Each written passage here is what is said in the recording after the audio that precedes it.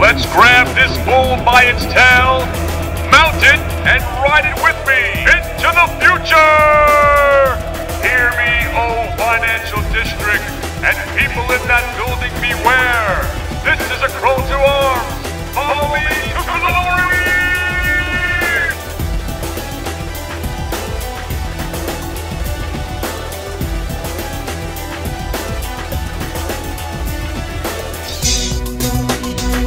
What's up, people? Extraordinary that the last 2 days I'm hearing more and more people are making their exodus. I know it's the end of the year. People are giving up. Maybe they're giving up just for the year. They don't want to be a part of this. Maybe they're giving up for life. I know some guys are giving up for life. Well, here's the thing, guys. Friday and yesterday were two of the best trading days I've had in a long, long time. So it seems like what works for somebody doesn't work for other people, obviously. But the moral of the story is the market was getting hammered yesterday, right? We had 4 longs that worked. We went 4 for 4. A couple of guys threw some other ideas in the chat room. Those worked. We basically had a 6 for 6 or maybe a 7 for 7 day in the chat room. We're having okay. We managed to get through it, and that's all I could say. Now, if you know about December, you got to know something. It's going to be one of those times where you just got to sit around and wait for the one thing to happen. And the one thing is usually a rumor. A rumor of a takeover, a rumor of companies going out of business, some sort of settlement. There's rumors, rumors, rumors. And then everybody goes to that one name. You get a 10-fold move that you would normally get off that rumor, and then the day's over. So sit tight because, as I've always told you about, never trade between 9:30 and 9:45. Sometimes, obviously, there's something extraordinary going on at that time, but normally it's a bunch of noise. 9:45, and normally 9:45 to about 11:30, you have some opportunities. Now it's 9:45 to about 10:30. 9:45 to about 10:15. You have a half-hour window of opportunity. Yesterday, at least the 2 o'clock effing gave us a small pullback, and then we were able to rally into the close, so there actually was some more opportunities. But again, remember, if you're trading late in the day, do what I do.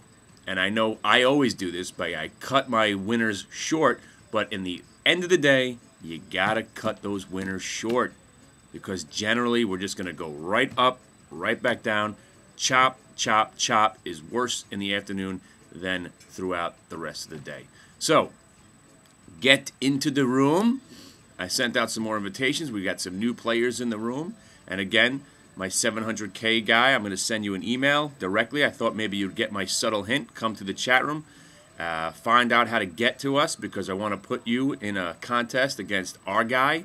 See who could have a more profitable day. Now,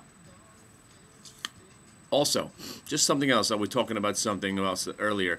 Was trading the news. Now, we're talking about rumors, okay? Now, people have this thing about trading the news.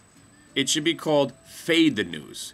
Do you understand? If you're subscribing to a service called Trade the News or whatever they want to call it, Squawk Box, there's a guy that knows the information before you. That's the guy that's typing it into your room. Or, if you're having it over a Squawk Box, they're getting the information from somewhere.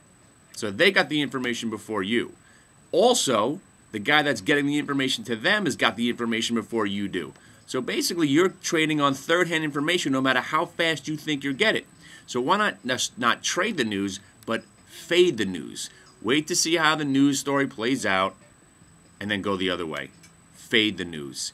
And if you're paying for this kind of service, I don't know what this is a benefit for. Maybe you guys love this stuff, but trading the news, that hasn't worked since 1999. And maybe I'm just mistaken because, again, something that works for you doesn't work for me. Something that works for me doesn't work for you. Trading the news. Okay, just remember, there's 6 guys ahead of you who know the news, so think of that.